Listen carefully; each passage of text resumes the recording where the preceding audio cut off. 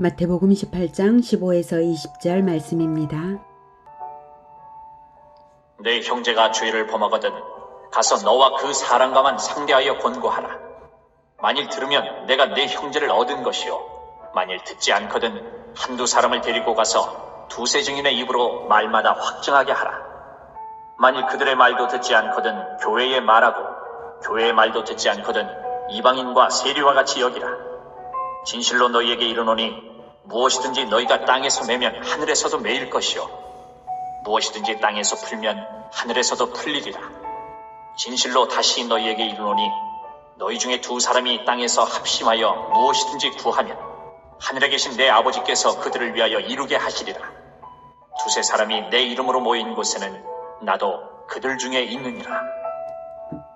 사랑하는 형제 여러분, 12월 10일 목요일 저녁 묵상에 오신 것을 환영합니다.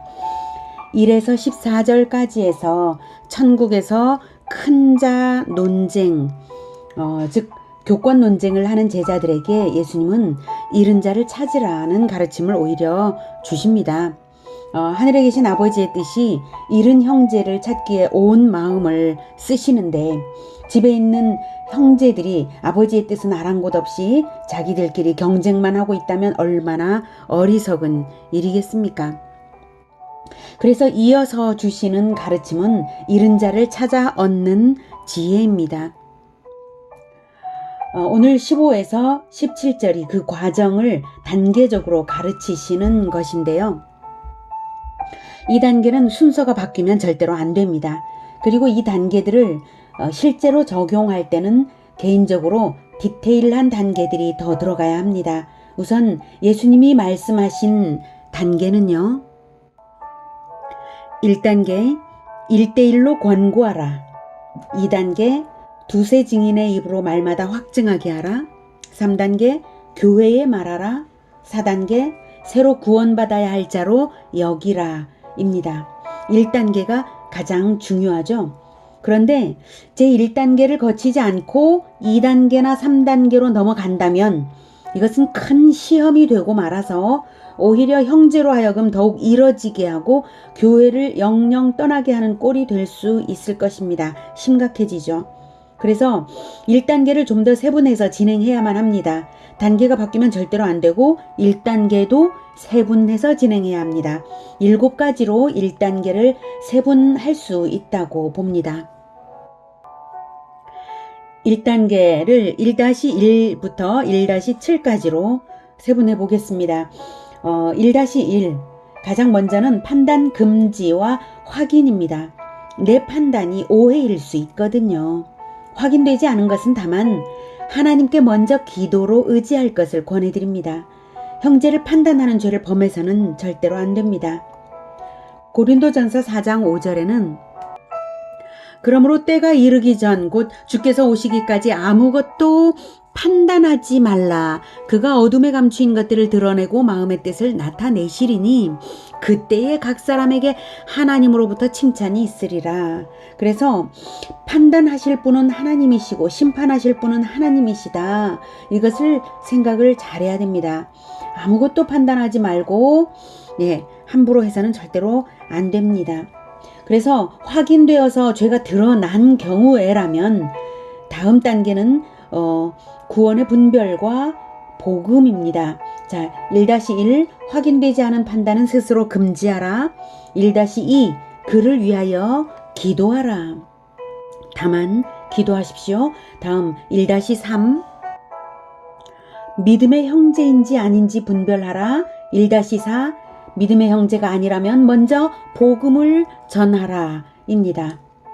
죄를 죄라고 생각하지 않는 것이 예수님을 아직 믿지 않는 보통 사람들의 상태입니다. 어떤 죄인가에 따라 다르긴 하겠지만 아직 예수님을 대속주로 영접하지 않은 사람들은 죄의식을 못 느끼거나 죄의식을 느낄지라도 오히려 적대적으로 나올 수 있습니다. 죄를 지적하는 것이 아무 보람이 없고 오히려 원수가 될 가능성이 있습니다. 그래서 아직 예수님을 영접하지 않은 사람이라면 죄 문제를 질책하기 전에 먼저 복음을 전해야 합니다. 예수님을 아직 영접하기 전이라면 죄 문제를 절대로 질척하지 마시기를 저는 권해드리고 싶습니다. 그래서 그가 구원의 확신을 가진 사람인지 아닌지를 분별하는 것이 먼저입니다. 복음을 전하여서 진심으로 예수님을 영접하면 그 은혜에 감격하여서 스스로 죄를 버릴 결단을 할 수 있을 것입니다. 복음의 감격을 강화하는 데에 초점을 둠으로써 스스로 죄를 버릴 수 있도록 기도로 그리고 사랑으로 받쳐주십시오.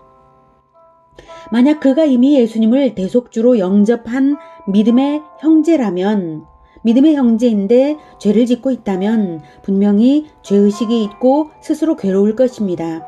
그럴 때는 1대1 권고를 하는데요. 이때에도 주의사항이 있습니다. 1-5 비밀 엄수와 사랑으로 1대1로 권면하라. 1-6 죄를 버릴 수 있도록 도움과 기도로서 기다리라 입니다.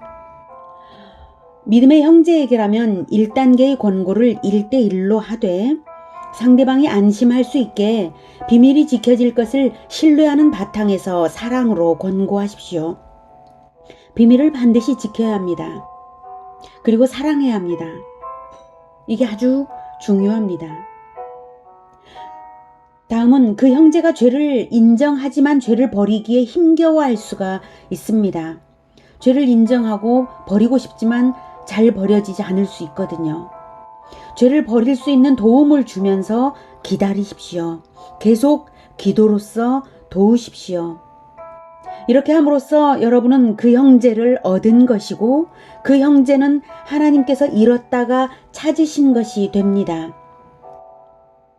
다음 1-7 그 형제가 죄를 인정하지 않는다면 그때는 2단계로 넘어가야 합니다. 2단계가 무엇이었죠? 네, 두세 증인의 입으로 말마다 확증하여서 그것이 죄라는 사실을 확인시키라는 것입니다. 생각만 해도 정말 마음이 어려워지는 일이죠. 그러니 1단계에서 성공하는 것이 얼마나 중요한지 모릅니다. 뜨거운 사랑으로 형제를 얻으시는 여러분이 되시기를 축복합니다.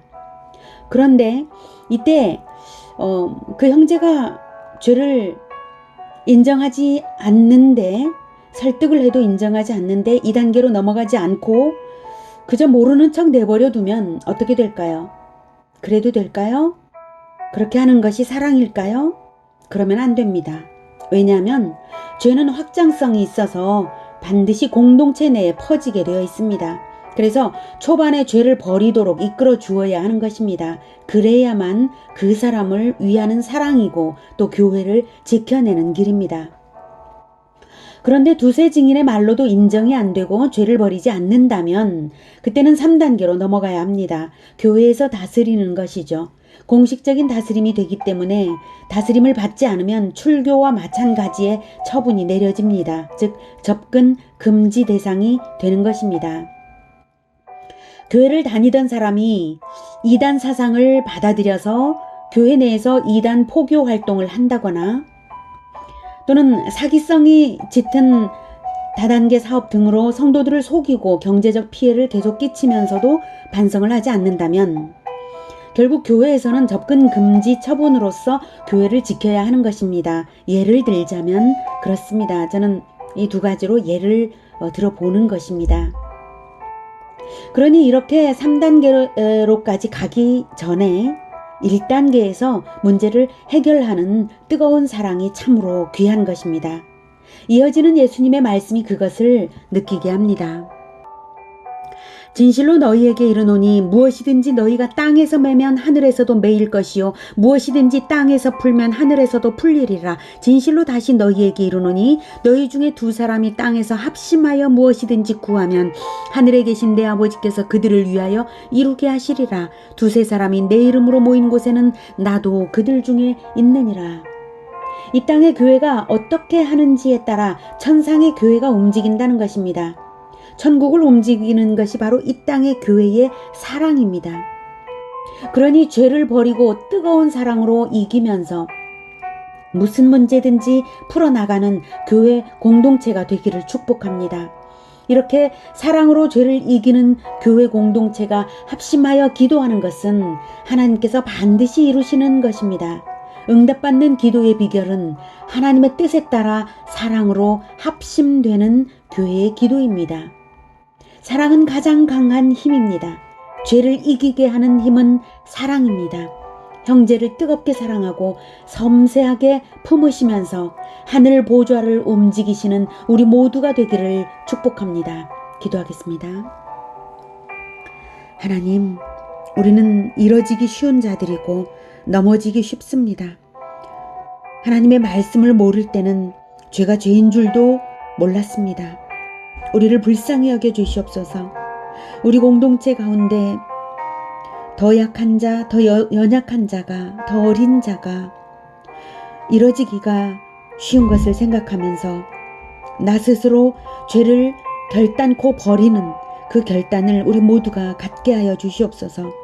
그리고 또한 연약한 자가 모르고 죄를 범할 때에 그것을 세심한 사랑과 뜨거운 사랑으로 도와서 그 죄를 버릴 수 있도록 돕는 자들이 되게 주님 도와주시옵소서. 그리하여 우리가 형제를 얻는 자가 되게 우리 모두를 사랑과 지혜로 충만케 하여 주시옵소서.